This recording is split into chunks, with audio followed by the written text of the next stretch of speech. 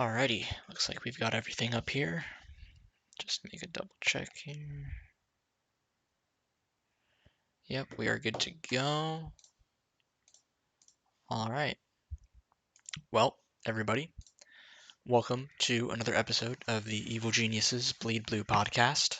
This is the 39th episode and the actual, well, it's not the official 1 year anniversary, but the 1 year anniversary, I believe, was on the 29th of last week. So last Tuesday. Obviously, I did an episode on Sunday, because that was obviously the Champions win. Still can't even believe that that's actually happened. But yeah, so it's the unofficial 1 year anniversary of the podcast.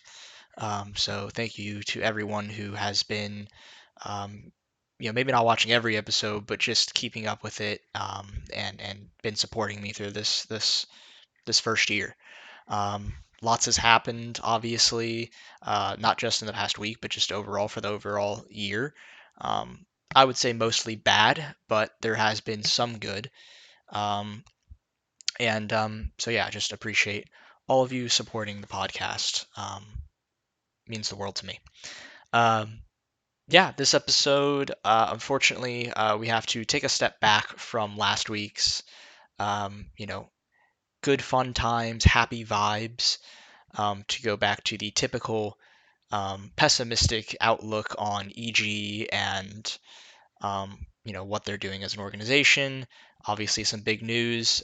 Nicole LaPointe Jameson has stepped down as CEO, or is removed, one of the two. And so we want to obviously discuss that. Is that a good thing? Is that a bad thing? Is it going to change anything, with her being gone? Um, if so, what will, or what do I suspect is probably going to happen? Um, and then obviously, wanted to touch on the marketing. I didn't touch on the t-shirts and the Champions merch last episode because, frankly, that was just depressing. And I wanted one episode to just be happy for once about EG.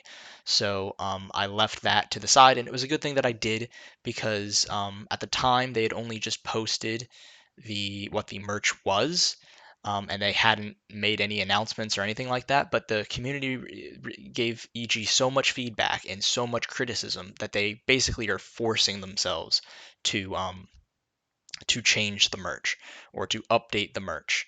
But I'm even going to talk about why that is shady, or not shady, but just fucked up to begin with. And we're going to go through the whole branding and marketing of EG and why it's such a fucking joke. Um, so we're going to go through that as well. And then at the end, we're going to have some ESL Pro League groups predictions. Admittedly, it's going to probably be pretty brief. There's really not a whole lot of excitement, honestly, going on with EG CSGO team. The Dota 2 team is going to be playing in TI, but that's not for another month. The Valorant team is obviously on break right now, obviously after winning champions.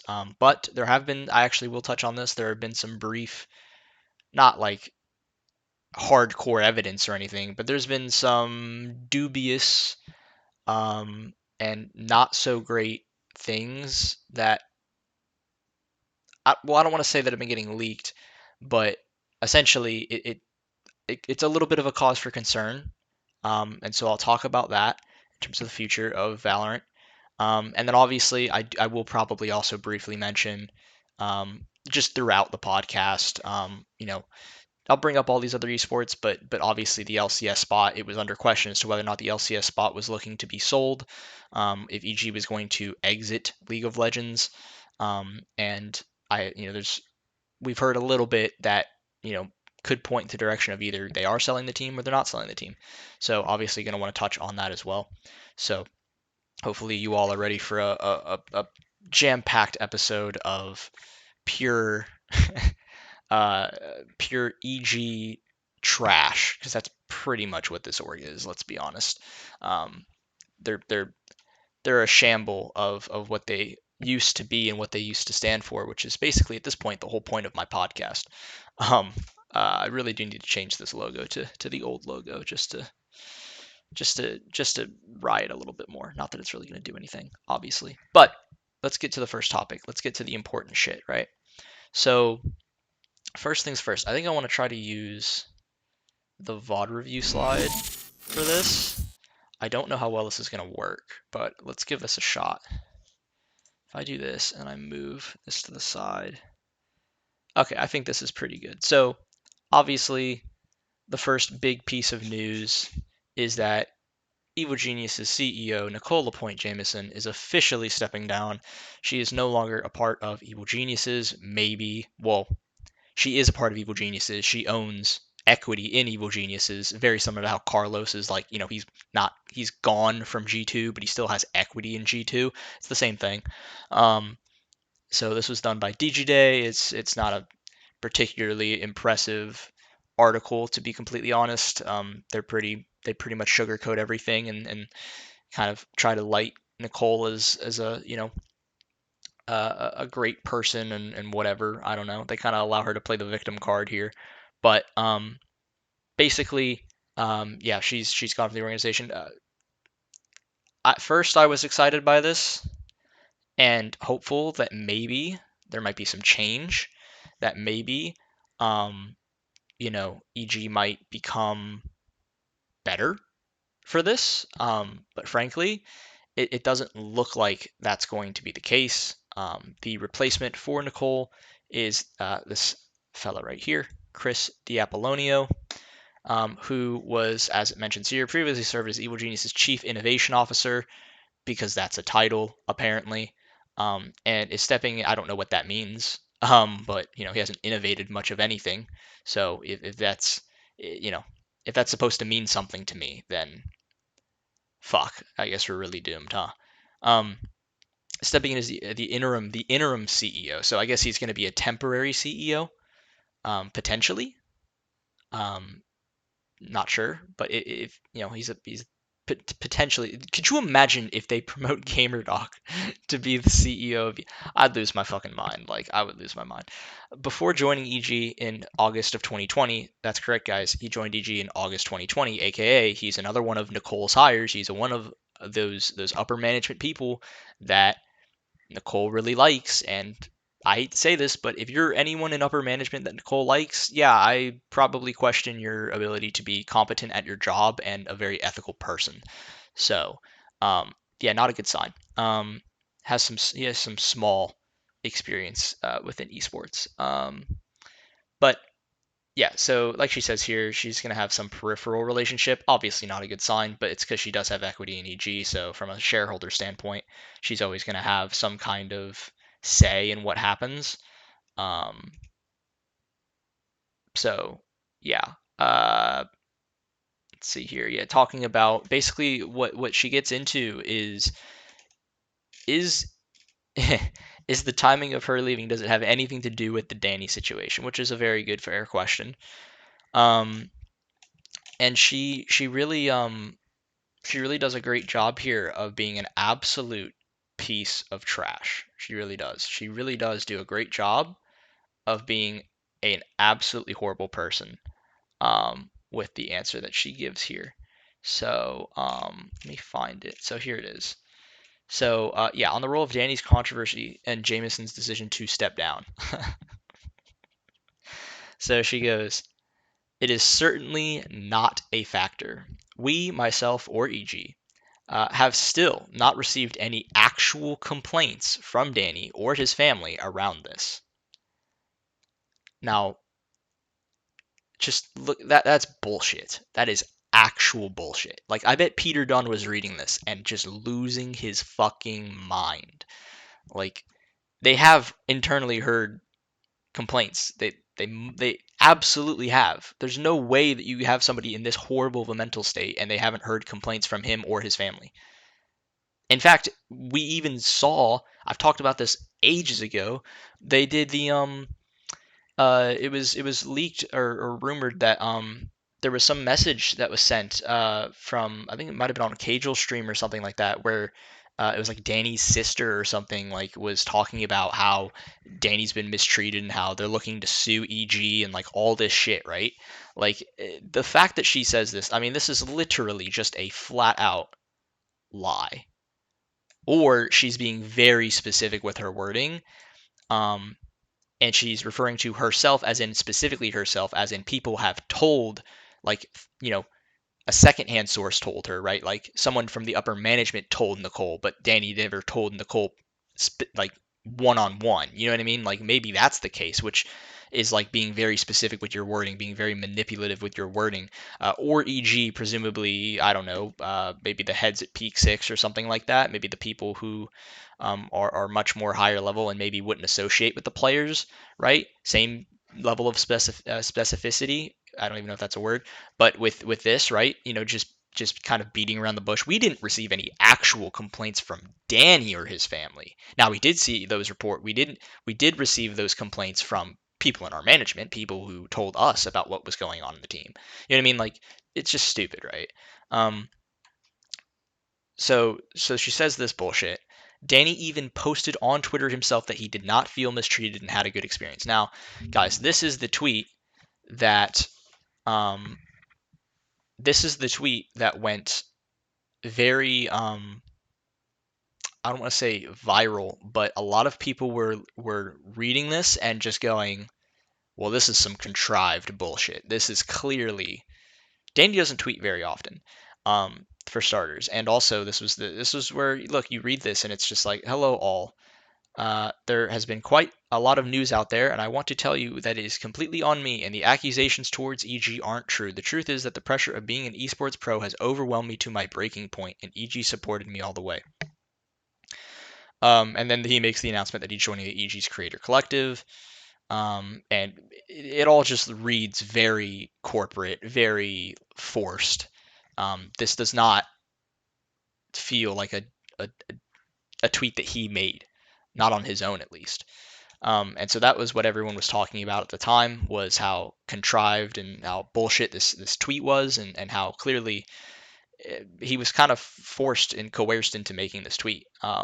And obviously, you know, they're trying to keep Danny quiet. They're trying to make Danny, not say anything that could further damage EG's reputation, which is already shit, but would have been even worse had Danny and his family been able to speak out and say shit about what was going on, right? So that's why he joined the Creator Collective and was receiving a salary. It was hush money. In fact, they talk about it actually later in this article as well. I believe. Yeah, see, Danny has remained on EG's payroll since retiring from active play for health insurance purposes with no official obligations to stream or compete. So he's not even a part of the Creator Collective anymore, guys. He's not even obligated to stream. He's essentially getting paid to be quiet. And who knows how long that will last. And yeah, it's really, really shitty. But the fact that then afterwards she goes, "So I know there's been a great divide." Now, I don't know about you guys, but when I think of a divide, I think of like a 60-40 split, a 50-50, at worst 70-30. At worst case scenario 70-30. It's like that's like barely qualifies for a split. When the split is like 99 to 1, 99% being everyone calling you an unethical piece of shit, and then the for how you handled the situation, and then the 1%, aka people, you and the people in your upper management defending you or just straight up like lying about the situation.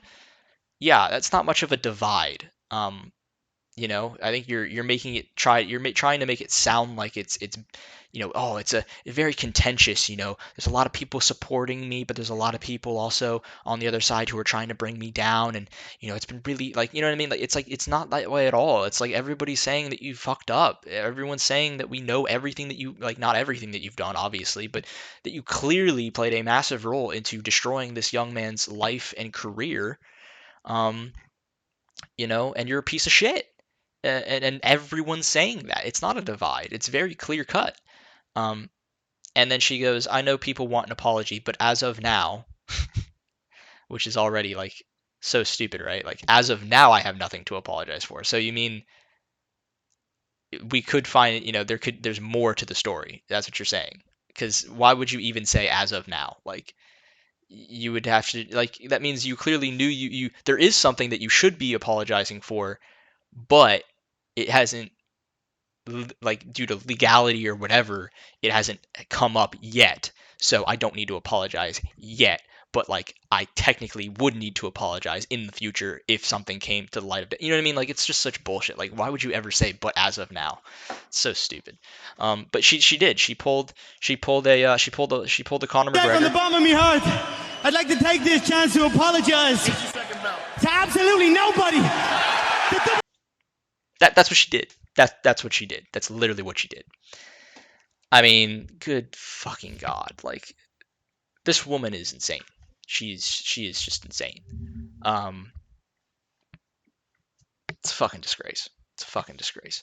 Anyways, so that was her talking about the Danny situation, right? And so she opposed. So she did not leave because of the Danny situation, but she also feels that she didn't need to apologize, even though, like we said. Oh, and also, if you want even more evidence that this post on Twitter from Danny is just legitimately bullshit, um, Richard Lewis posted articles, many articles with, uh, you know, uh, sources that are not named, but firsthand sources from evil geniuses, from their company, employees who have worked there, who currently still work there, potentially, talking about how Nicole would take ideas from social media people or from marketing teams or whatever, and she would use them as her own, and she would force people to say certain things.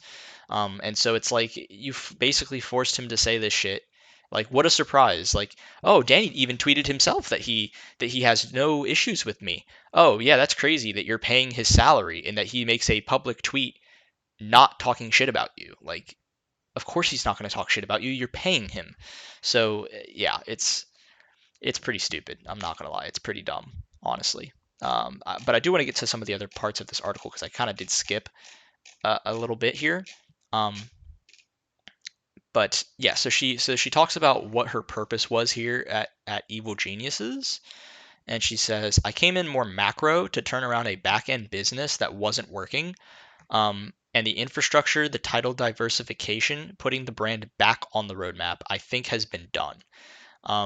Look, this is obviously it's pretty bullshit. If this was her objective, she's pretty much failed in almost every single way. Um, yeah, look, the business is still in a shit spot, right? They have no fans. The merch sucks. Their reach, their outreach is negligible. Nobody gives a fuck about this team, about this organization. Everybody hates this organization. Nobody thinks this organization is good anymore. They're basically the laughingstock of esports at the moment. Um, the only thing that they can pretty much cling on on some safe haven of, oh look, but we did this, is winning Valorant champions last week. That's pretty much all they have to hang their hat on at this point.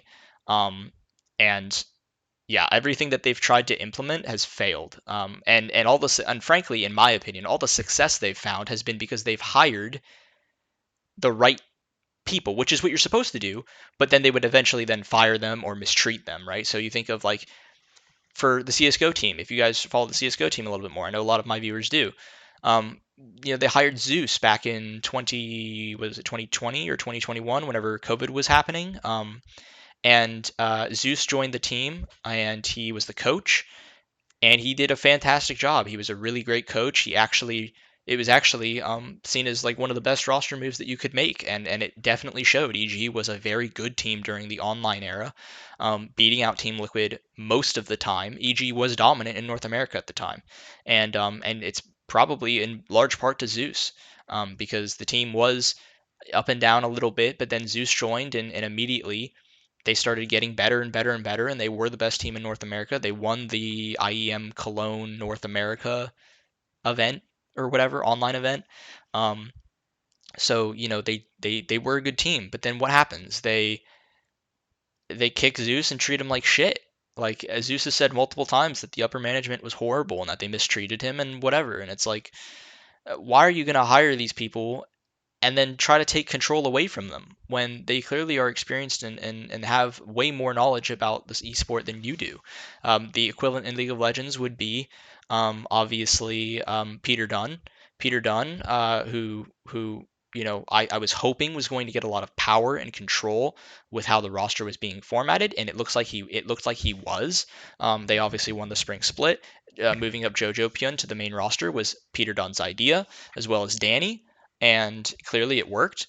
And then things were going, at least from that perspective, well. But then the whole mistreatment of Danny situation, and clearly I think Peter Dunn, from the a couple times he's spoken about Danny, very few and far between, but the times he has, I'm sure he wants to keep it very hush hush.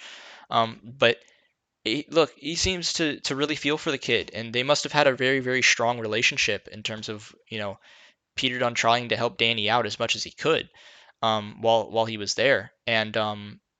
And they treated Peter Dunn, and they treated like Danny like such like shit, to the point where Peter Dunn just wanted to leave. He just wanted to get the fuck out of EG, and that's a guy you definitely do not want to lose. Um, even in Valorant, guys like Potter, right? We had Potter since the beginning of joining Valorant. She was a player, then she moved to be the head coach. She brought the team all the way through stage two. And last year in 2022, they qualified for stage one and stage two. Stage one didn't go well, but they improved. They kept improving, and they made it to stage two. They got that massive upset win over Optic Gaming in the regular season, and looked like a strong team going into the playoffs. It didn't work out, but whatever. Still a lot of improvement, considering that the EG had started off as a tier two, like bottom end of tier two Valorant team at the start of Valorant, to the point where even Complexity's team was better, and Complexity had a dog shit roster. And then obviously they made it to VCT Americas, and they've now won champions. And yet during the regular season of VCT Americas this year, it was rumored that Potter was going to be fired if results didn't come after, like, what, I think only going like 1-4 or something like that. It was rumored that she was going to get removed as coach of the team if results didn't improve. Um, that's Nicole's decision. She was willing to fire Potter, which I said at the time would have been a horrible decision. Look who got proven right. Um, yeah, these people don't know what they're doing. They don't they'll hire good people at first, but they mistreat them, and they eventually end up either pissing the person off to where they want to leave, or they end up just firing them. Obviously I could talk about Dota 2. They had a good team in Dota 2, very strong. Had a decent result at TI. I mean, they didn't win TI, the North American team at the time. They didn't win TI, but it was EG's legacy team. It was a team that they had and staff that they had worked with for a very long time. It's what they built their brand off of in Dota 2, and EG's brand value in Dota 2 is extremely high. And what did they do? They completely got rid of all of their players, and signed South American players that I presume was only done because those players were cheaper because they were younger, and they were just blessed to even have an organization. You know, they were just happy that somebody was going to fund them, right? Especially an organization with just face value. They see Evil Geniuses in Dota 2, and they just think, oh my god, what a legendary organization! They've won TI. I have to sign with them. Not thinking about who Nicole is as a person. They're not going to even think about that kind of stuff. They're not going to think about how they might be mistreated, right? And so they're easy to manipulate, and they're easy to sign because they're young and therefore are cheap to sign. So and we've seen the things that they've done with the Dota 2 and ex players, wanting to sue Evil Geniuses and whatnot. So look, at the end of the day, no, whatever infrastructure she's talking about that she's set up and has worked magically, it hasn't worked. It really hasn't, and if anything, it's done a lot of damage to the esports scene. What she's done, and it's really fucked up for her to say that she's put EG back on the roadmap. I think that's pretty fucked up and pretty inaccurate. She says, nothing's been done perfectly. I'm proud of where we come versus where we are. I think I've explained exactly how that's just bullshit. And now the name of the game is what's next, and what's the next evolution of revenue growth, revenue diversification, and innovation? Because I think the world knows just functioning and monetizing as an esports team today doesn't work. Essentially saying you can't just have a roster and compete in a partnered league and expect to just make revenue, which is like Yeah, you thought that's how that worked? You thought you could just join the LCS, for example, and just immediately make profit, like without doing any other extra work, without developing your marketing department, maybe getting some good merch, maybe hiring great content creators that are very popular. For example, guys, they these are the same, and this is a shot also at Chris Diapollonio because obviously he's the chief innovation officer. He does a lot. His whole thing is, oh, I'm great at marketing. I'm so great at marketing. But you're so stupid because how the fuck did you manage to lose Tarek? Right? Tarek, before he joined Sentinels, guys, he was a professional player in EG's Counter Strike team. He left EG's Counter Strike team, but was still under contract at EG, and they moved him to the Content Creator Collective, and he was streaming Valorant under the EG banner, and they, instead of thinking, oh, we could really use him, he could become like a really big marketing piece for us. Instead of thinking about that, they just let him go. They just let him go. They didn't even think to keep him valuing him as a content creator that could bring a massive amount of fans and value to your organization. And now look at Tarek. He is literally carrying the Riot broadcast. He is carrying the Valorant streams. You let him go willingly. That was your mistake. You fucked that up. So that's just mind-boggling to me, right? Here's another one, Stewie2K. Stewie2K, a player that was horribly mistreated by evil geniuses. Now, granted, Stewie2K, on the same hand, was also mistreating his fellow coaches, and his players. He did a disservice to them, and he was very much in the wrong, and he continued to be very much in the wrong post his departure from EGCSGO team. However, he does have a point in that, look, maybe he was just really frustrated with the EG's management. I'm sure that played a role. Clearly, their management did not treat their players very well and are kind of scumbags. So, look, maybe that had a role, right, in why he was so vocal against EG, right? I'm sure it goes both ways, right? But again, Stewie2K, that's a guy that's a big name in the esports scene, especially in FPS games. Why aren't you trying to keep him as a person on your creative collective? Why aren't you trying to keep him as a massive streamer for you, who can bring content to your social media, to whatever you want to do? Like, it's just such a, you lost Stewie and Tarek. Those are two of the biggest names in North American Counter Strike or in FPS in general, in the history of FPS for North America. So why are you not holding on to those names as marketing tools, essentially? Like, why aren't you valuing them as people who can develop your brand and create fans? Like, dude, could you imagine if all these people watching Tarek still had to see like all the EG stuff on his stream, right? And if they treated him really well and he was able to just do a lot of content for EG, and maybe for some of these Ludwig Tarek tournaments, it was an EG sponsored tournament or so, I don't know, something, obviously conflict of interest, whatever. But you know what I'm talking, like the fun tournaments, the ones where just bring on streamers and content creators and do whatever. There's so much value that was there. There was so much value that was there that they just threw away. And so it's like, it's just so frustrating to see them talk about, oh, it's clearly, the next name of the game is evolution and revenue growth, and it's like, you fucking idiots literally ruined it for yourselves. Like, you have ruined it for yourselves in so many ways. It's honestly incredible how fucking horrible they are at managing their company. It's so crazy. Um, Yeah, I mean, look, this is all just bullshit. I've already kind of talked about this. Although, actually, never mind. She does say here, we've been really thoughtful on how to face poor market turn for our space for a while now, so we're actually strong in our partnership position. Now, this is actually just fucking bullshit. This is just straight up bullshit. And here's one of Richard Lewis's articles. This is the one where he talks about multiple sponsors quietly leaving Evil Geniuses. And this is it's done on April 7th, 2023. He has a lot more articles talking about EG coming from firsthand sources where they get into a little bit more detail about how they were being treated and whatnot. And I've already talked about this multiple times on multiple podcast episodes. So please go read these articles if you want to know what was really going on in EG at the time. He does a really good job with these. And obviously the sources stay anonymous, which is great.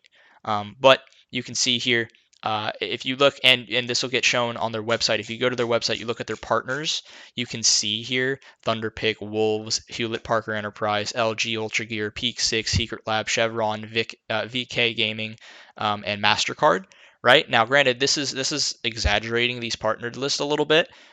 Hewlett Packard and Peak Six and Wolverhampton Wolves, for example, they have ownership within EG in many ways. So look, it's making like Peak Six isn't really a partner. They own Evil Geniuses. It doesn't really count as a partner if they own you.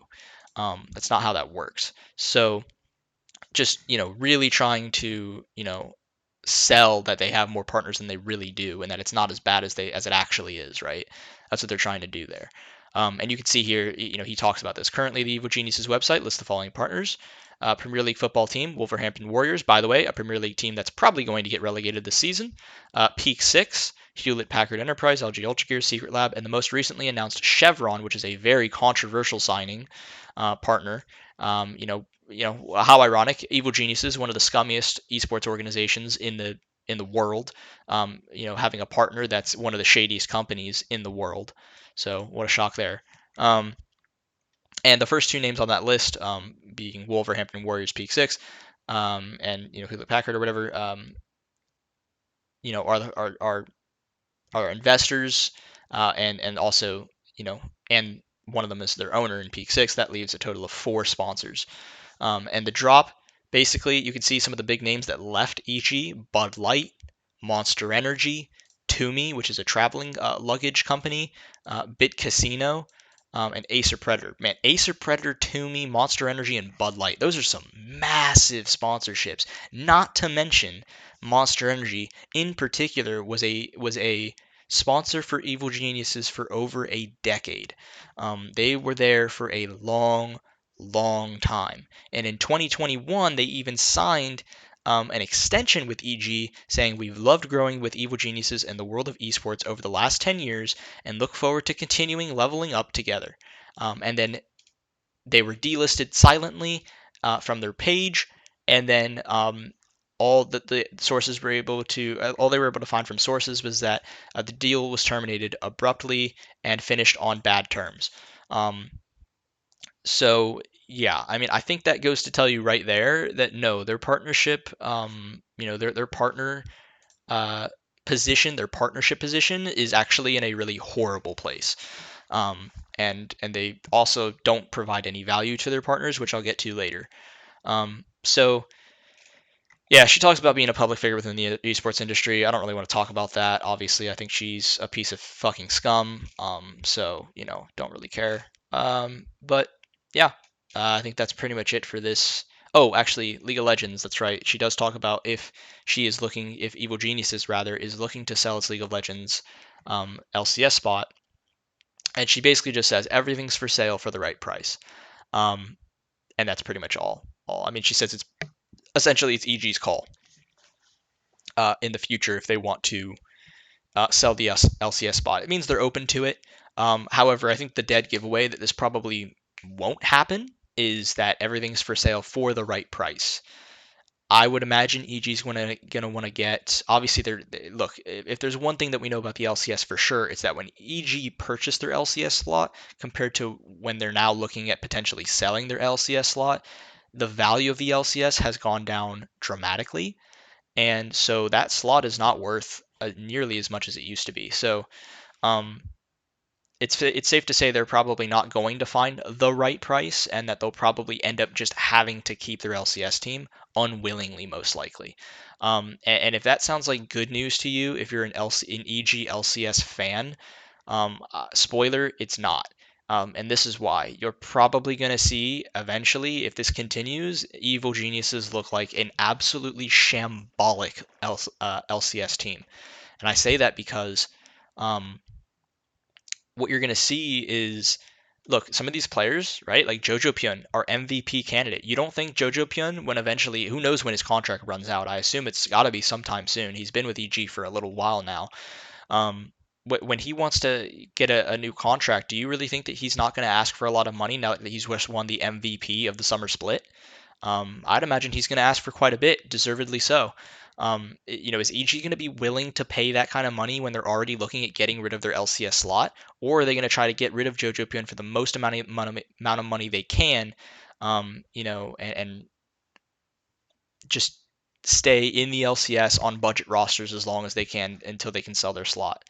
I think that's more likely what's going to happen. And so I don't think this is good news. I think you might potentially see EG be, a budget team.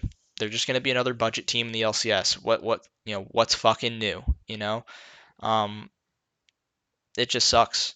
So, because they're not going to find the right price, and if they do find the right price, or if they do sell, it's not that it's if they do sell, it's not because they found the right price. It's because they just gave up and they just got the best offer they could. Um, but I don't think it's looking particularly good right now in the LCS. If you want to invest, maybe if they end up doing that convergence with CB LOL, maybe then if LCS and CB LOL link up, maybe then maybe the stonks on LCS might rise a little bit before the season, and maybe they can sell the slot. But I don't think they're going to find the right price anytime soon, frankly. Okay, so I think that's it for this article. Let's move on to the marketing. Let's move on to marketing. Obviously, we just kind of touched on it a little bit, but I wanted to really just kind of take it all the way back to their website, because their website, guys, is still an absolute fucking mess. An absolute mess. And yeah, it's bad. It hasn't changed much. It's still pretty dog shit. So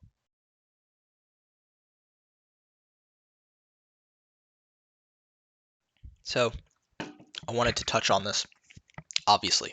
So yeah, first things first, you get to their website. We are evil geniuses. This line already, you can just tell where the website's going, and you can tell that the website is dog shit. Because the first line that you read is, "To live evil is to reflect what we demand to see in gaming culture." Well, for starters, nobody. If you don't know anything about evil geniuses and you come to their website and that's the first thing you read, you don't understand that live evil is their marketing catchphrase or whatever. So when you just read "to live evil is to reflect what we demand to see in gaming culture," that sounds pretty fucked up, doesn't it? That doesn't sound like a good thing. That sounds like you. It sounds like you're trying to be a scummy person. It sounds like you're promoting unethical behavior. Is that what you mean? Like, why are you saying "to live evil is to reflect what we demand to see in gaming culture"? That sounds so fucking messed up. But whatever. That's just another day in the life of EG marketing, I guess. From our athletic development approach, which again, athletic development approach. Like bro, can we stop EG using things like athletics director or director of athletics? Like, bro, you're not putting the players on a fucking treadmill every day. Like, they're fucking esports players. Fucking Calm's eating Skittles every goddamn day. Like, you know what I mean? Like, what are we doing? What are we doing here? Yeah, look, they're esports professional players. If you want to consider esports athletes, sure, whatever. But come on, stop acting like you just signed the fucking you signed like an NBA team or some shit. It's so stupid.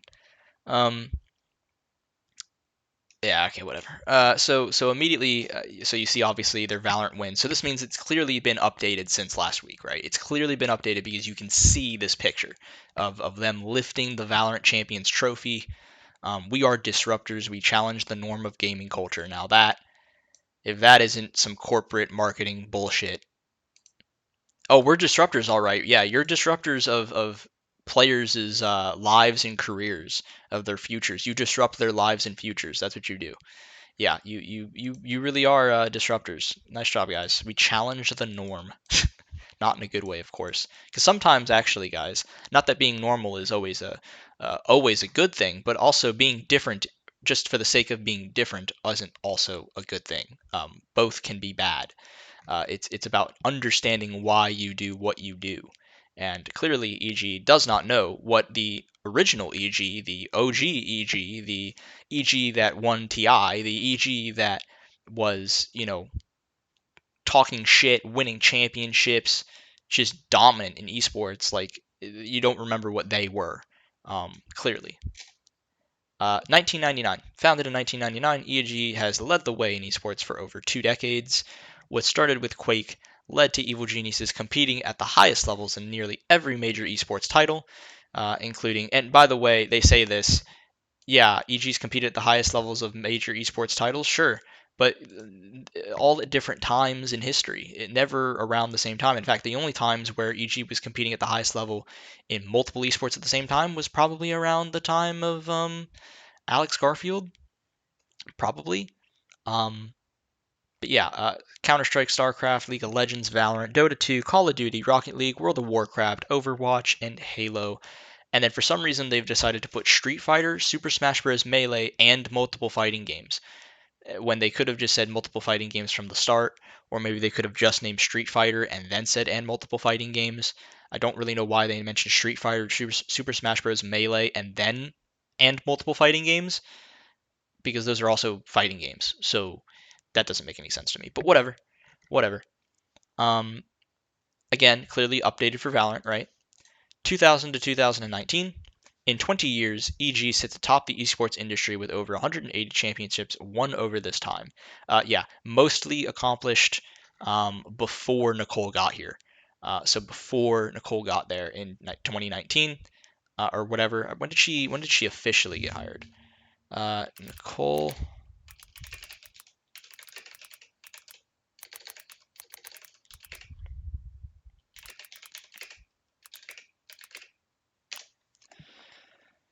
May 2019. May 2019. So she didn't do any of this shit, right? So the ESO1 New York, she didn't do this, right? She didn't do this. I mean, maybe she did. Maybe she was there at the time they won this, but she didn't do anything. I mean, they literally bought the team and they instantly won. So, congrats, you paid for the right team at the right time, I guess. But it was a very easy signing to make. NRG wanted to get rid of their roster, was willing to get rid of their roster for $3 million. Um, they were one of the best teams in the world at the time. Pretty easy decision to pick them up. 2018 Call of Duty World Champions, World League Champions did not happen under Nicole's tenure. The TI 5, from Dota 2 was not won under Nicole's tenure. Halo Championship Series Season 2 champions or whatever, 2015, not under Nicole, and obviously this one's not under Nicole either. Neither are any of the what am I trolling for? StarCraft. None of the StarCraft wins. None of the old Counter Strike wins way, way back in the day when Counter Strike was in its early infancy as a just general game. Um, you know, uh, I don't even know. Like, it's just crazy to me that Quake, obviously, like she had nothing to do with any of this shit. She had nothing to do with any of this shit. Um, and again, all happened around different times. So, 2019. Providing EG the needed resources to continue to lead the way in esports. Whatever. Chicago-based technology and investment firm Peak Six Investments LLC acquires EG and appoints new CEO Nicole LaPointe Jameson to lead the organization forward. EG cements its future in two of the world's most notable esports titles, League of Legends and Counter-Strike, by securing an LCS franchise slot and a top 5 ranked global team. Like I said, she just paid a relatively inexpensive amount of money at the time for one of the best teams in the world. And again, it was a case of joining in at the right time. So good on you, I guess, for that. Again, EG, even before Nicole, had been trying to get into Counter Strike. I think I've talked about this before. They tried to sign the iBuyPower roster when they were going to make the Hiko swag, you know, Steel or whatever. I don't remember what the team was, but it was basically iBuyPower with Hiko. And EG was going to sign that team. Didn't end up happening. If you want any proof on that, you can find the famous clip that everyone says, where everyone says, it's Moses, and he gets like hot mic'd or whatever at the Columbus major, and he gets hot mic'd saying like GG motherfuckers. It's actually not him saying GG motherfuckers. He's saying EG motherfuckers.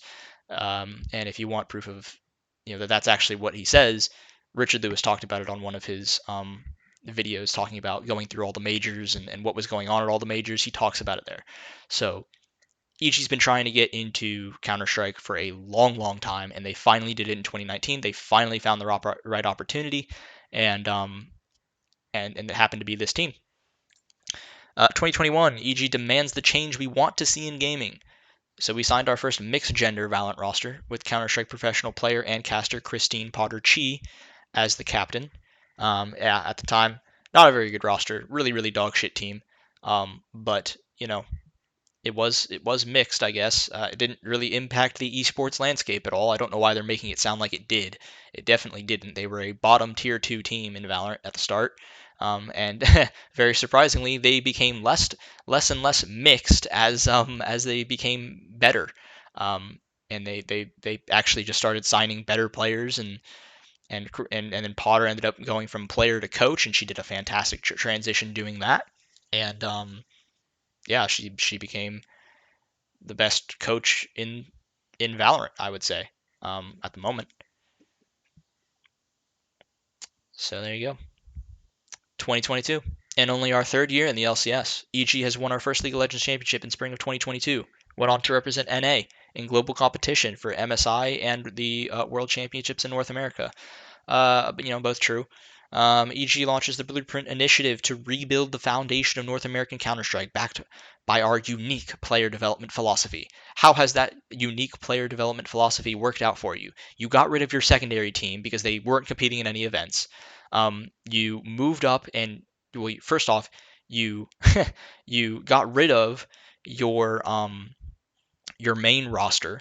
All of those players that are no longer all of the players that are no longer associated with Evil Geniuses from that 2022 EG roster that got broken up earlier this year have all gone on to do bigger and better things.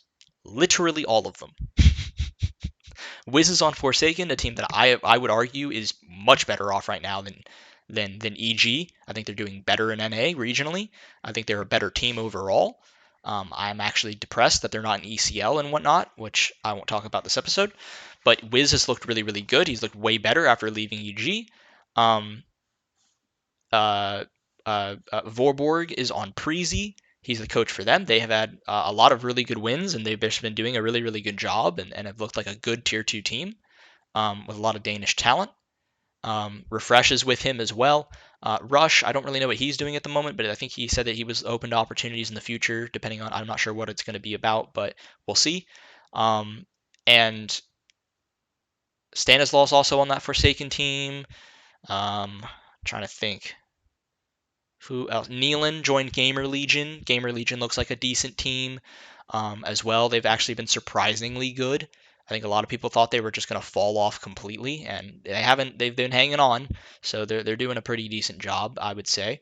So Cirque, who the fuck knows what happened to Cirque? That dude, I feel horrible for. He must have been treated like shit. But that's all besides the point. The point is the Blueprint project was dog shit, didn't work, and yeah, they handled it really, really poorly. And it was not a industry defining moment. It was something that people looked at and laughed at and thought was hilarious. EG signs teams in Valorant Game Changers and ESL Impact. Yeah, both of those teams are dog shit. Our ESL Impact team is dog shit, although it might be better this time. They actually signed some good players, so we'll see. Maybe EG's CS:GO ESL Impact team will be good this year. Only time will tell. Their Game Changers team has improved over time, but is still not that good, honestly. So whatever. I guess you have teams in those divisions, but it doesn't mean much when you don't seem to. By the way, there's almost no content done with the ESL Impact team. You never see content from oh, this is our ESL Impact team, and look at all the get to know all the players that are on the ESL Impact team, because we support women in esports, and these are the players, and look what they're doing, and look at how great things are, and all this. Like, you never see any content from these people. Like, if you didn't look up their ESL Impact team, nobody would even know who these players are. So look, that's on EG. Like, they need to do more with their players, right? The Game Changers thing, same thing, right? Like nobody knows who these people are. Like EG just won the Valorant World Champions, and you wouldn't even know who any of their Game Changers players are unless you watch Game Changers. So it's just crazy. Like they just don't care. They claim they care, they don't care. 2023, obviously, they talk about how in Valorant, uh, or rather, continuing to build for the future. EG head into 2023 with a significant development for some of our newest and oldest game titles. Valorant and Dota 2. After an extensive application process with Riot Games, EG's in VCT. Wow, so great.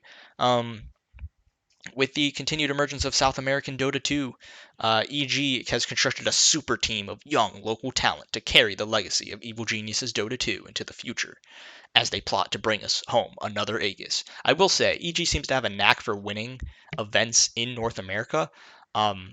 They actually, when they won the TI in 2015, it was in Seattle. It's going to be in Seattle again. However, obviously, we don't have a North American team, so don't know about that. But I'm just pointing that out because I thought it was funny because obviously the Valorant Championship was also in North America. But and then the CS:GO last big CS:GO land that they won, that ESL One New York was also in NA. Just pointing that out.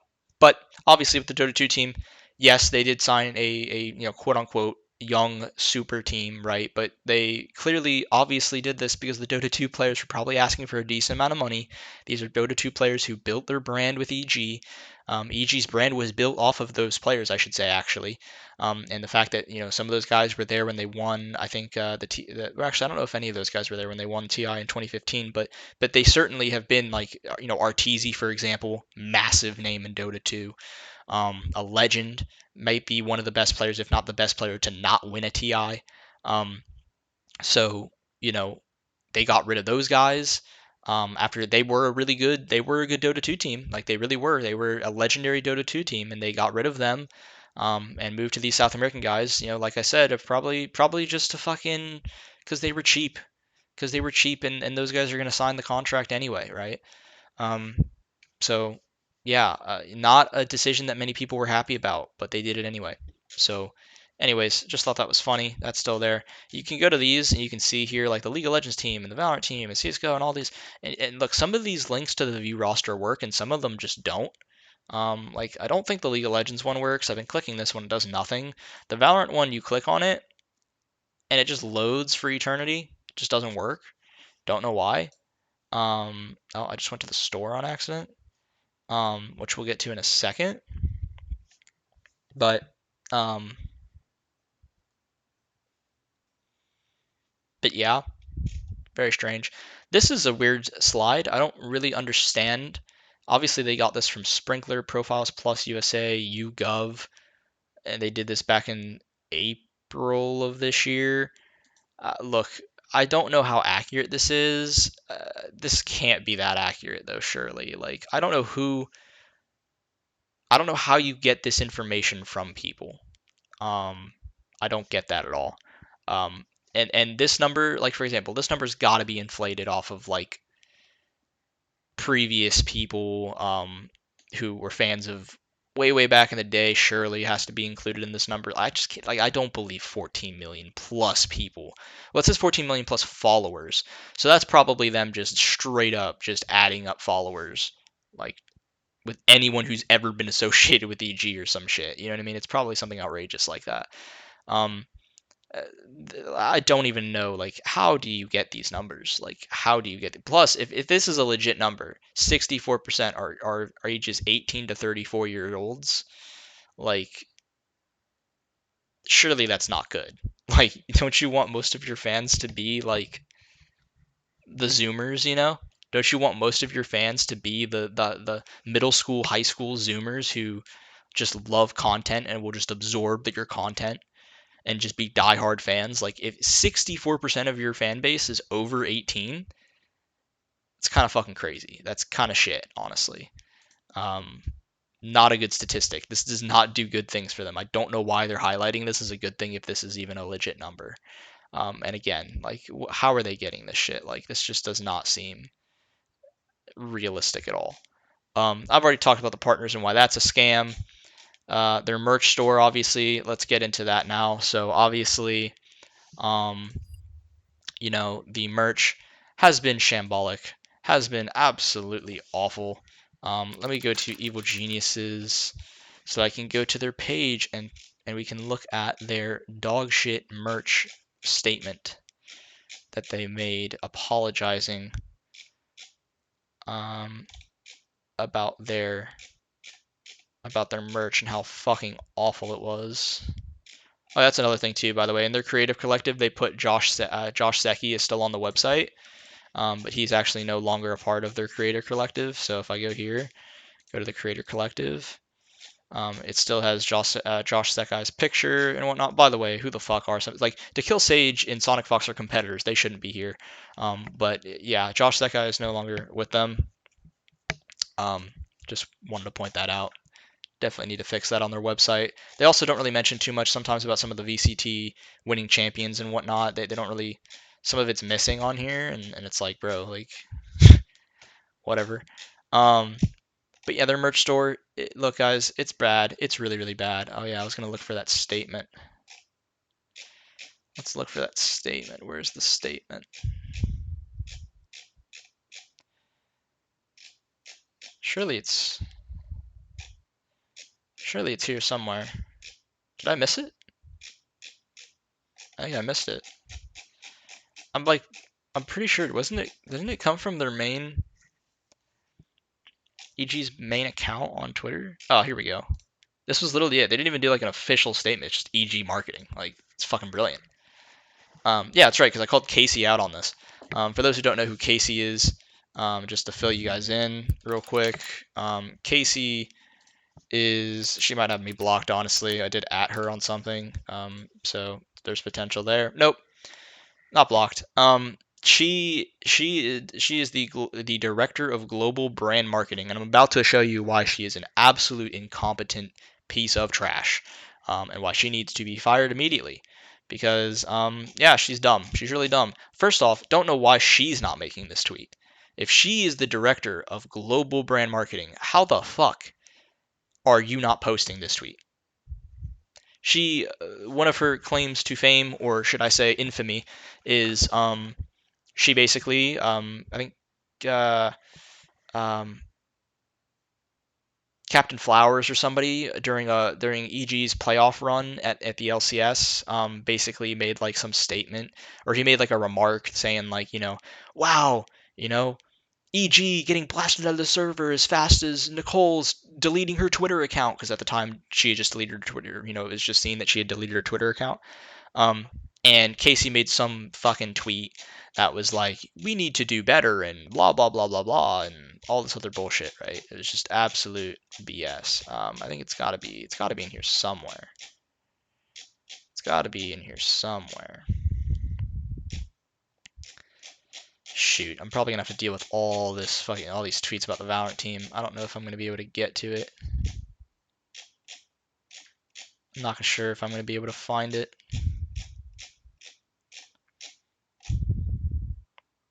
Yeah, whatever, dude. I'm not gonna be able to find it. But the point is, she made a tweet like that, being like, "Oh, we need to be better," and like, "This isn't acceptable," and all this other bullshit, right? So she's just being an idiot. She's being an absolute idiot. Obviously, you can tell she's gonna be an idiot because she worked at the MLB, and if you don't know, MLB not great at marketing, are they? So, yeah, not a great sign. Also, Christy Apollonio also worked at the MLB at one point. Not a great sign. But yeah, this is the statement they made. Hey everyone, we realize our champ merch design is not up to standard. So for those who didn't see the merch, this is it. They still have it on their website, by the way. Don't know why it's on their website. This shit should be removed. This shit shouldn't even be on their website. You should not be able to purchase this t-shirt. This should literally be removed from the website. I don't know why this is still here.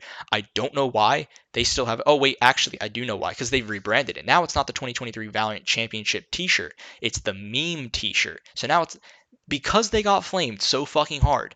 Instead of being like, so instead of Casey, right? Instead of Casey being like, oh, let's take this fucking shirt off the market because we don't want to, fucking sell out to, with this terrible merch. We don't want to damage our reputation with our fans, and we respect our fans, and therefore we need to take this off of the webpage. We need to take it off completely, scrap it completely, and redo it and come out with a proper championship t-shirt or whatever we want to do, right?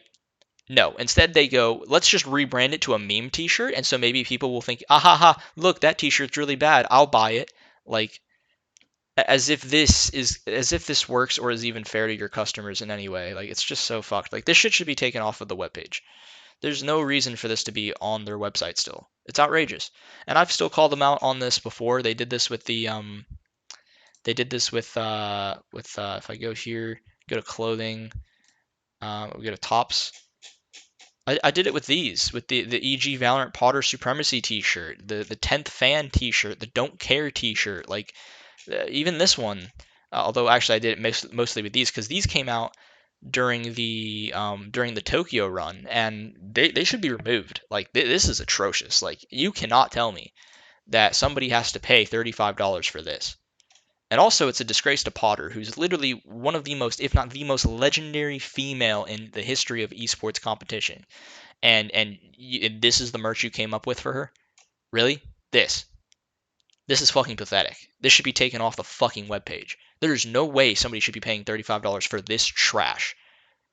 Do you really think that your fans are this stupid? Do you really hate your fans this much? The few that you have. Do you really hate them that much? Show some fucking dignity. Show some self fucking respect. Take this shit off your webpage.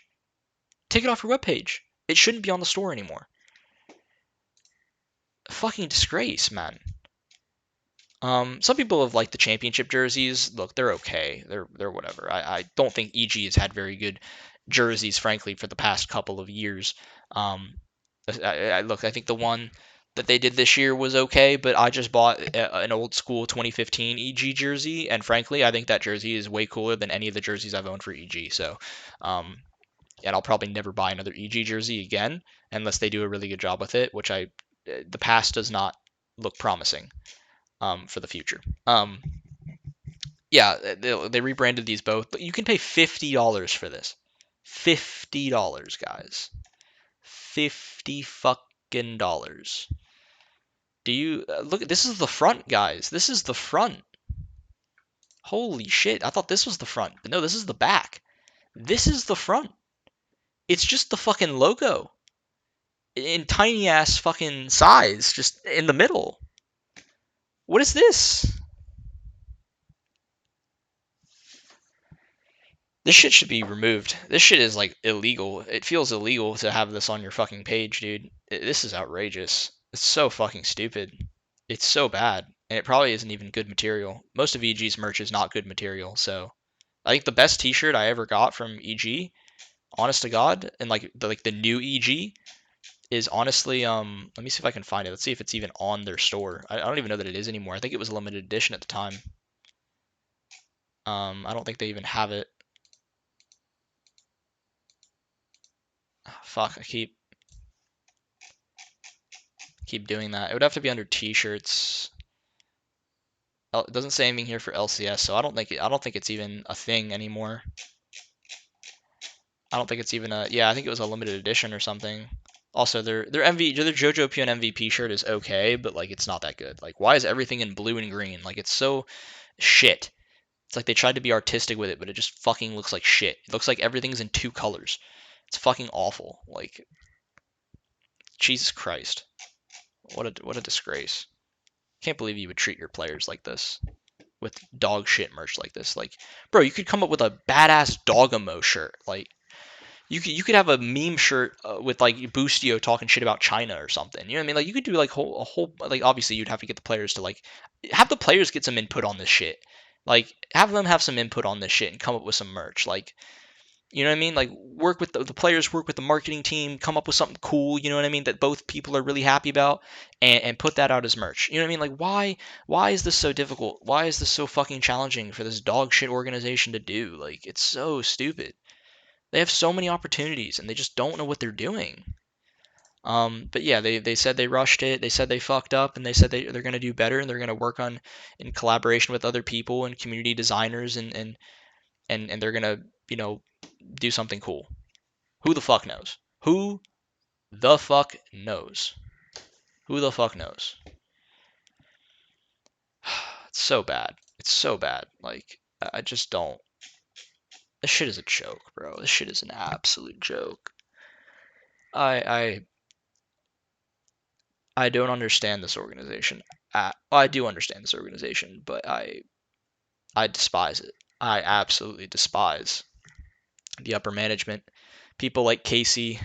I'm probably not going to like Chris Diapollonio. I have not seen him tweet very much, but I just, if he's someone who is a close friend of Nicole, I'm not going to like him, probably. I'm probably not going to like most of these people. GamerDoc's still a horrible person for all the bullshit she pulled, all the players she's mistreated, all the credit she's trying to take from other people for no reason. And and it's just hard, it's hard to watch all of this shit happen. It's why last week I just didn't want to talk about any of it because I just wanted to have 1 week where I could talk about happy things about EG instead of just like pure and utter depression. But that's really what this organization is, and frankly, it's going to continue. I don't think it's going to stop. I think we're fucked. I think we're screwed. So, all right, I think that clears all of this for the time being. Let's talk about let's talk about the group stage. Let's talk about the group stage, man. Oh, I still have the VOD review as like a title up there. Well, that's fucking obnoxious. Whatever. I'm not even gonna. I don't even care. I don't even fucking care. Um, let's just get to the group stage. Let's just get this over with. Um, look, for those of you who haven't been updated on EG CS:GO team, they're pretty dog shit. They've lost in multiple online qualifiers in North America against regional teams that have only been formed for like a month or two. They've lost to them. EG, a team that had international experience, went to an international boot camp, came back to NA, and has performed pretty terribly. Um, yeah, it's been really bad. It's been really, really bad. And looking at this group stage, I think they've gotten quite lucky with their group stage. I think if they had actually improved as a team, if and I don't think they have, but maybe they'll prove me wrong. Um, they have actually a really good opportunity to somehow make it to playoffs in a way because the teams here aren't that good. Like, yeah, they got to play ENCE. They're definitely losing that series, but they can beat MIBR. Mouse is still a very young team, and if EG shows improvement, there is an opportunity there. I don't think it's a very big one. I would say Mouse is probably still heavy favorite, but um, they're still young players and they're bound to make mistakes. And EG could always surprise.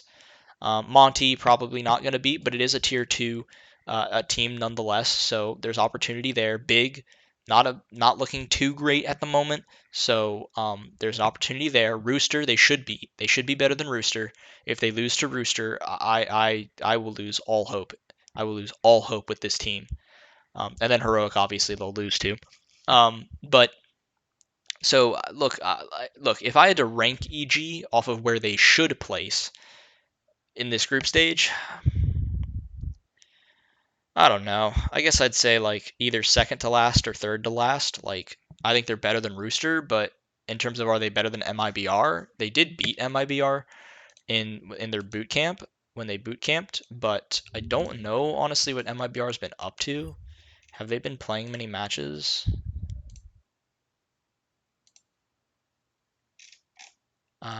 Matches. They lost to Vitality, lost to Aurora, lost to Spirit. So they beat Bad News Eagles 2-0. That's pretty good. They beat Anonymous 2-0 as well. That's also pretty good. I don't really know. Maybe they. I don't know. It's tough to say. If MIBR is better than EG or if EG still maybe could still beat MIBR. When they last played, EG won 2-0. It was I think one of the maps was close. Yeah, 20. That was right. It was the 28-26 like ridiculous game, and then 16-11 on Inferno. Um, but yeah, I mean, I'm so sick and tired of. I'm sorry. I just don't. I just don't, man. Like it's been 3 years. Like it's been 3 years. I fucking can't. Like when you're not even the best team in your region and your region is dog shit. Like guys, Team Liquid left NA. They left NA. Like I was hoping this would be EG's time to like really step it up and dominate NA and like maybe they can like be the face of NA and they'll gain all the viewership and fans from NA, right? Like the NA fans will support EG because they're the best team in that region, right? But it's not even that. Like, what people are rooting for fucking complexity. Like, I guess. Like, honestly, it feels like most people are gonna root for M80. M80 looks like they actually could be good, and they're a new, young, exciting team. Same with Forsaken. Like they're more exciting teams to support right now in NA than EG and complexity. I would say. Um, I don't find complexity too fun, honestly. Yeah, they've got a leash, but that team just I'm not convinced. Um, yeah, I mean, look, I think EG obviously loses this game. They play the MIBR Mao's loser, which will probably be MIBR. They might win that game. If they do, I think they lose the next game and end up having to play in the last chance stage, probably against Rooster, or actually no, probably not against Rooster, right? It would probably be against somebody else. They'll probably still lose that as well. Um, I think at most they win one series, basically. I think at most they win one series, and at worst they're literally the worst team.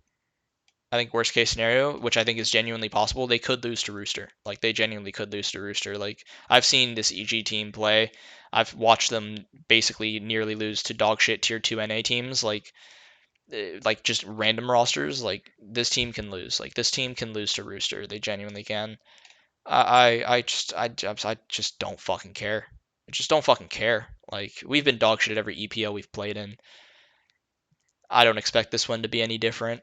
Um, Look, I was excited for this team back during when they first got promoted, and um, they looked like they could show some promise, like when they played G2 and their international boot camp went relatively well, and I was excited for them. But then just seeing all the regional results with them has just frustrated me, and watching them play, it's the same issues every time. I still have problems with the same players that I did in the past. Like I still think Junior misses too many easy shots. I still think he overpeaks too much sometimes. Um, I think that there's no consistency with the firepower on this team. Like automatic's not consistent enough. George is not consistent enough. Hex is not consistent enough. Like none of these players are consistent enough. And it doesn't matter that Welko can occasionally frag. Like when the rest of the team isn't performing and can't hit shots, like it just doesn't fucking matter. It just doesn't matter. So yeah, I'm really tired of this team. Like I just don't think like we're gonna do anything. So I hope I'm wrong, but honestly, I'm not gonna be watching EPL like too close. I mean, I'm going to because it's the only thing going on with EG at the moment. But in terms of like, am I excited for every game? Am I in high spirits that EG is going to win and create some upsets and do some damage? Like, no, they're not. Like, they're not. They're just not. So, hopefully I'm wrong, but I don't think I will be. It's pretty shit, honestly. Just, it's pretty shit. And it's been a pretty depressing episode, but that's just how it is. And to go back on all the other stuff I talked about, this is kind of why I keep telling parents or like hoping that parents do listen and like really worry about and keep track of what's going on. Oh, it just reminds me, I didn't even talk about the Valorant team. Um, uh, well, I guess I'll just say, the Valorant team could have roster moves. We'll see. Somebody made like a journalist made like a list and like ranked teams into different tiers on what roster moves they were doing and where they would place them. And there was like a confusing tier, and they put EG at the confusing tier, which makes me believe that like maybe something crazy is happening, and that would be why it would be confusing. Like, why would you ever want to change this roster? But who knows, man? With EG, you just never know. You just never know what they're gonna do. So, and how they're gonna fuck over a team that you really enjoy, like what happened with the LCS team after spring split. So it's it's tough, man. It's really tough. This is why, guys, I was saying about the EG CS:GO team that like everyone was clamoring for this black EG black team to get promoted, and I literally said like I don't think it's gonna do anything. Like I just don't think it's going to do that much. Like genuinely, guys, everyone was saying that the main roster is not as good as the academy roster, and I'm like, guys, the main roster is playing against the best teams in the world. The academy roster isn't. Like uh, I don't think it's going to be any different with EG Black, especially when you have to hold them to the standards of the EG main team.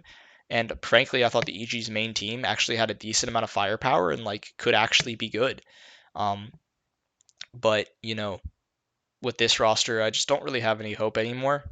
And I know it's kind of premature to say that, but and I really like the players as people, obviously, and all that. I've said that a billion times, but um, look, as a fan, you can only hope for so long. Like it's so hard. It's so hard to root for this team. It's so fucking hard. And I mean, they got to the point where they don't even do vlogs anymore. They did one vlog, great. Um, but yeah, I'm fatigued, man. I'm fatigued with the CS:GO project. It's why I was so upset when they never pulled off the international roster because yeah, you're leaving NA, but by the way, they would have still kept their academy team, their NA academy team. So they would have kept EG Black, so they still would have had an NA team. But like that's why I really wish the international roster would have worked because I at least could have been excited about something. Could have been excited about a new project. But I instead don't have anything really to look forward to other than getting bounced in EPL once again and probably get made fun of at EPL and then probably have a whole nother drama situation with, oh, don't make fun of EG, please. Like, please do not make fun of us. Like, whatever, bro. I'm really defeated right now over this fucking team. Like, I just can't. It's the one team that I just dread. I just dread because I can't even have any nuanced conversations anymore about this team. Like, what do you want me to talk about again? Do you want me to talk about how they're great at flash assisting, but they're great with utility damage, but their trading is really bad? Do you want me to talk about that again? Do you want me to talk about their map pool? I can't because they literally don't have any like maps that they're like super consistent at. Like, what do you want me to say? Like, what do you want me to say? They've had some maps with potential, maps like Nuke and Inferno. What do you want me to say? I can't have nuanced conversations about a team that loses every game they play. Like, what am I supposed to do? You know, I feel like dazed. I don't know. It's just tough, man. It's tough. It's really, really tough. Like I said, I hope they prove me wrong, man. I hope they give me something to be excited about, but they kind of got to show it to me at this point because I'm kind of sold on this whole thing. Like Forsaken and M80 in my mind have created more exciting teams with better players that have like a higher ceiling than EG has. And EG has been trying to develop the North American scene. It has been trying to be like the top dog in NA like for over a full year now. Um, and they still haven't found the right young talent. And Forsaken was able to do it instantly, and M80 was able to do it instantly. So to me, I think that pretty much tells you everything you need to know about EG at the moment. That they can't even compete with those teams, and those rosters were just made like a couple of months ago, 1 to 2. Um, yeah, I'm I just don't give a fuck anymore, frankly. So, prove me wrong. Go ahead and prove me wrong. Get me excited about something. Show it to me, because at the moment, I just don't give a fuck. Couldn't give a fuck. Especially when I just watched the Valorant team win a world championship. Do you really think I give a flying fuck about EPL groups?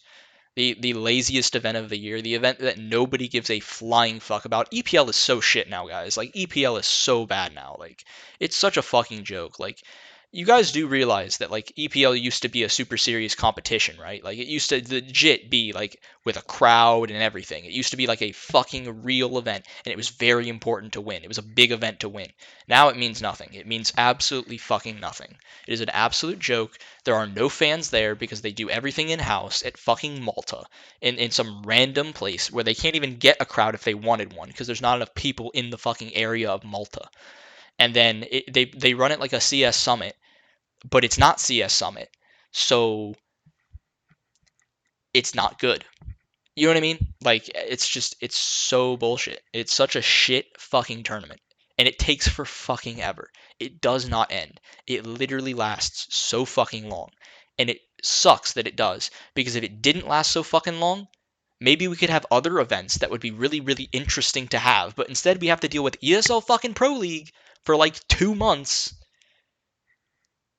where the teams just never lose, or they keep losing. They can lose 3 times before they're out of the event. Nobody gives a fuck. It's all done in house. It's just a bunch of people cracking jokes like CS Summit, except it's not as good as CS Summit. So it's just fucking lame. It's just a lame event. It's so bad. Like that's one thing that me and Kurrent just don't agree on. Like he did make a hot take or whatever where he said like, oh, like I think ESO Pro League is great. I don't. I think ESO Pro League has gone to shit. I think ESO Pro League is terrible. Um, I fucking hate it. Like it's so bad. Um, it's a dog shit event. It's like blast groups. Like nobody gives a fuck. Nobody fucking cares about this event. Like once you get to like the semis and shit, maybe people start caring a little bit more. But it's hard to care when there's no crowd. So it's whatever. It's just bullshit to me. I don't care. I just don't. Um, sorry, being an ass, being pessimistic, but frankly, um, it's what I do best. Apparently, at this point, it's kind of like it's not my brand, but it's kind of look if you're an EG fan with a brain and eyes, this is like this is just reality. Like this is just the daily reality of an EG fan. I got to live my one moment of bliss with the Valorant World Championship win, and I will probably be reliving that moment in history for the rest of my fucking life. Like that is the peak. Like that was the peak. And I'm still not over it. I am still bamboozled by it. I'm still absolutely in love with it. And if they fucking kill off this roster, I'm gonna lose my mind. So, um, yeah, that's just me though. I'm sure people disagree. It's been a long episode, longer than I expected it to be, so I apologize. Although you guys kind of know how it works now. I usually take for fucking ever. Anyway, um, so let's just change this to say outro. Okay, so that's pretty much it. That's pretty much all I have for this episode, guys. I appreciate all the support. Thank you. 1 year anniversary. It's been a lot of work. Hopefully, I'll continue doing the podcast for another year.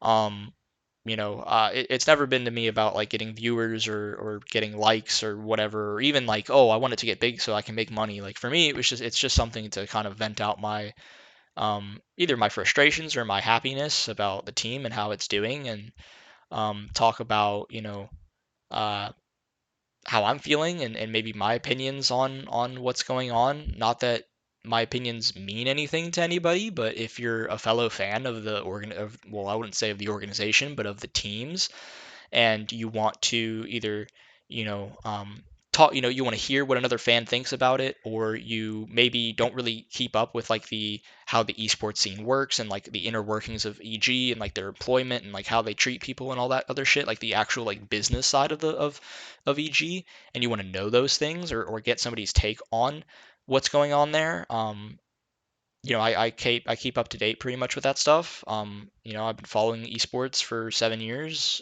which isn't that long, but like I do watch a lot of podcasts with Richard Lewis and Thorne and Monte Cristo, and these are guys that are really tenured in the space, know a lot about the esports scene and how it works, and I have watched a fucking lot of their content, and I stay updated on their content, and so I know what's going on, and I keep up to date with it. So, um, if that's something that fans want to hear, I can give takes on that kind of stuff.